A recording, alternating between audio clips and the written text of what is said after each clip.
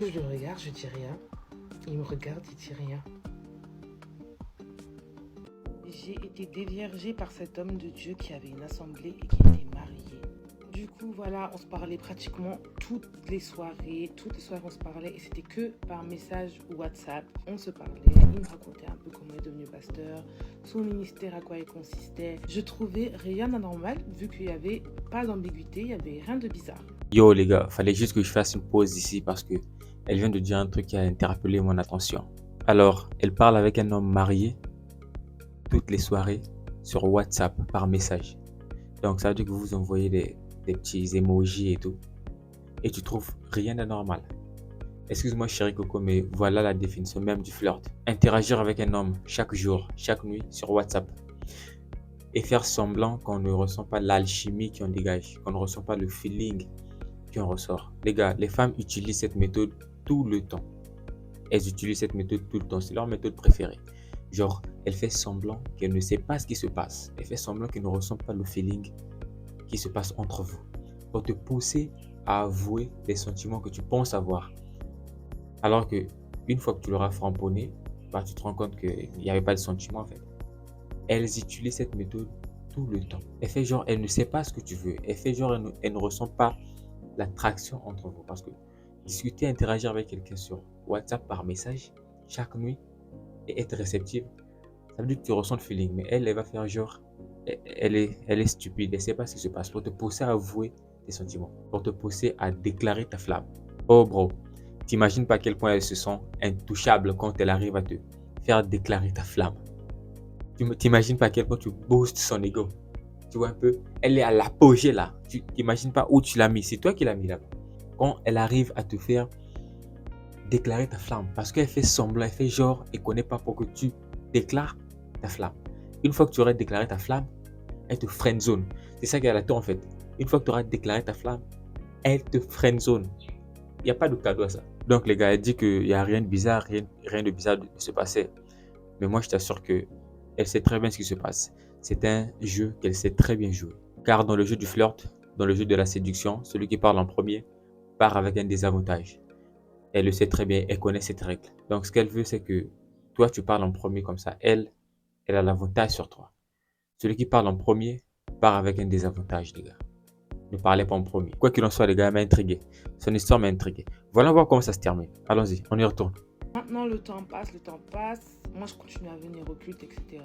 Il faut savoir qu'à soir, je suis posée et je vois un appel entrant. Et cet appel, c'était cet homme de Dieu. Du coup, je réponds. On a parlé 1 heure au téléphone ce jour-là. Les gars, une question. Avez-vous déjà parlé 10 minutes au téléphone avec une go qui ne vous intéressait pas? Juste 10 minutes. Avez-vous déjà tenu une conversation au téléphone avec une go qui ne vous intéressait pas 10 minutes? Répondez dans les commentaires. Parce que dans ce cas, soit c'est toi qui inventes une histoire pour te dégager, tu vois, pour ne plus avoir à la parler, soit c'est elle qui invente une excuse bidon, juste parce que tu ne l'intéresses pas et qu'elle ne veut pas avoir affaire à toi, qu'elle ne veut pas passer plus de 2 minutes avec toi au téléphone. Mais là, passer 1 heure au téléphone avec un mec le soir, 1 heure au téléphone et prétendre qu'il n'y a rien d'ambigu, je sais pas les gars. Qu'est-ce que vous en pensez? Qu'est-ce que vous en pensez? Commentez en bas. Déjà, une femme qui ne veut pas qu'il se passe quoi que ce soit entre un homme et elle décroche même pas à ton appel. Je t'assure qu'elle décroche même pas à ton appel. Tu l'énerves en fait. Elle a les nerfs quand elle te voit. Quand elle voit ton numéro qu'elle n'a même pas enregistré aussi. Mais tellement tu l'appelles trop, elle a même retenu ton numéro. Elle sait que ça se termine par 85 ou bien 35. Quand elle voit ça, ça l'énerve. Elle décroche pas le téléphone. Elle laisse le téléphone sonner jusqu'à toi-même, tu vas comprendre que merde. Ah, elle veut pas me parler en fait. Mais si tu es bêta aussi, tu vas te dire qu'elle est occupée. Les femmes sont occupées, mais elles se détournent jamais de son téléphone. Elle est occupée, quoi qu'elle fasse, elle est avec son téléphone. Elle va sur la douche, elle est avec son téléphone. T'as qu'à voir ta soeur. Ta soeur est tout le temps collée avec son téléphone. Donc, quand tu appelles une go et que la go répond pas, qu'elle décroche pas, et après, elle te donne une excuse bidon du genre, je suis occupé et tout. C'est des conneries. Elle a son téléphone, elle peut bien répondre, mais elle te calcule pas, elle veut pas te parler. Il a passé 1 heure avec un homme marié et prétendre qu'il n'y a rien de bizarre, qu'il n'y a rien d'ambigu. Moi, ça me titille un peu. Quoi qu'il en soit, les gars, On y retourne un peu. Voyons voir comment ça se termine. Et on a parlé de tout et de rien en fait. C'était même pas ambigu, il y avait rien de bizarre, c'était vraiment de tout et de rien. Il voulait vraiment savoir comment se passait ma relation avec Dieu. Donc moi je lui explique un peu mes combats. Et j'avais un gros combat qui était l'attirance physique. Il faut savoir que j'étais vierge à ce moment-là. Mais j'étais très attirée par l'homme. Je ne sais pas pourquoi. Mais le corps de l'homme m'attirait en fait. C'est ce que j'expliquais à cet homme de Dieu. Je lui disais que j'avais un gros problème avec le corps d'un homme. Donc de là, il me demande comment ça se fait, qu'est-ce qui a créé ça, est-ce que j'ai été violée étant plus petite ou autre chose, ou je sais pas, est-ce que j'ai grandi avec des hommes, etc. Donc de là, moi j'explique que pas du tout, je suis fille unique, c'est ça le pire de l'histoire, je suis fille unique, j'ai même pas de frère, même pas de sœur. Je lui explique juste que ça m'est venu du jour au lendemain, ça m'est apparu comme ça, parce que j'avais aussi un gros combat qui était la masturbation. Du coup voilà, ça m'est venu comme ça en fait avec le temps et là j'ai des envies de relations intimes avec les hommes très très fortes, plus fort que moi et que à tout moment je tombe. À tout moment je tombe. Donc je lui explique que j'ai besoin d'aide parce que j'aime Dieu et j'ai envie de servir Dieu quand même avec fidélité et amour. Et je sais que ça c'est vraiment pas bien pour ma relation avec Dieu. Donc je lui explique que j'ai vraiment besoin de me sortir de là.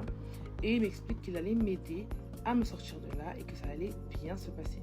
Quand il a dit qu'il allait m'aider, ça m'a vraiment soulagée parce que du coup, je me suis dit, enfin, je vais m'en sortir. J'ai quelqu'un pour me suivre dans ma spiritualité. J'ai quelqu'un pour vraiment m'aider, quoi. Donc, j'étais très, très rassurée. Et il faut savoir qu'il insistait sur la confiance. Il me disait au téléphone qu'il fallait que je lui fasse totalement confiance si je voulais de l'aide. Il fallait vraiment que je m'ouvre à lui si je voulais qu'il puisse m'aider et que je ne devais pas avoir honte dans quoi que ce soit. Que je devais vraiment être ouverte à lui, quoi. Il me disait également que si j'avais besoin d'aide ou quoi que ce soit, je pouvais toujours compter sur lui. Si j'ai un problème d'argent, si j'ai un problème de quoi que ce soit, que je pouvais compter sur lui en tant que papa. Alors, l'aider à se sortir de ses combats spirituels, l'aider à s'en sortir, vous voyez un peu, comme il est pasteur, marié, c'est légitime. Je pense que c'est légitime. Vous voyez un peu, c'est son rôle en fait.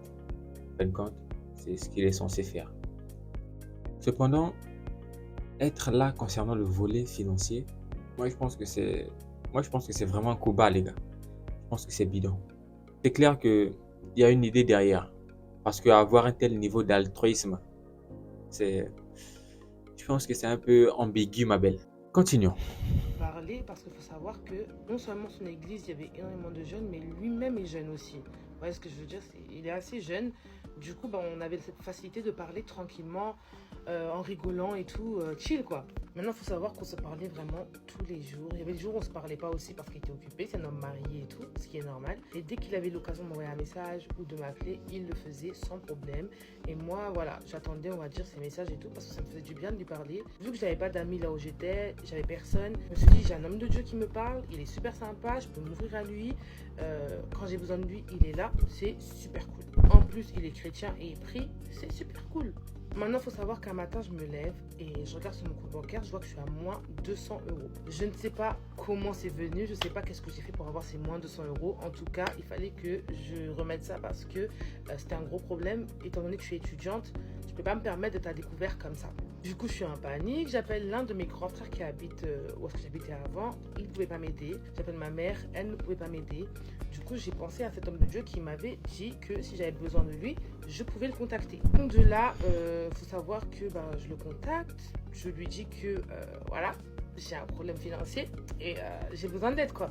Lui, il me dit qu'il n'y a pas de souci, qu'il me fallait combien. Donc je lui explique que je suis à moins 200 euros, qu'il faut vraiment que je rebouche ce découvert parce que, étant donné que je suis seule, je vis seule, je suis étudiante, je peux vraiment pas me permettre d'être à découvert sur mon compte bancaire. Donc à ce moment-là, il me dit ok, il n'y a pas de souci et tout. Écoute, moi j'ai que du liquide. Ce qu'on peut faire, c'est que je viens et ensemble on va faire un dépôt de liquide dans ton compte bancaire. Moi j'avais pas le choix, tant que je pouvais reboucher le trou là, du découvert, peu importe de quelle façon, il n'y a pas de souci. Donc je lui dis écoute, moi je suis chez moi, il n'y a pas de problème, si tu veux passer me chercher, on y va papa. En tout cas merci beaucoup papa, merci, tu m'aides et tout. Il m'a dit il n'y a pas de souci ma fille et tout, parce que oui du coup il nous appelait ses filles et ses fils. Donc du coup il me dit il n'y a pas de souci ma fille, je finis ce que j'ai à faire et le soir je passe et on va déposer l'argent sur le compte. Du coup, je suis posée comme ça et aux alentours de 22h, 23h, il m'envoie un message pour me dire qu'il arrivait bientôt et que voilà, on pourra aller faire le dépôt et tout. À ce moment-là, je me dis, mais il est 22h, 23h.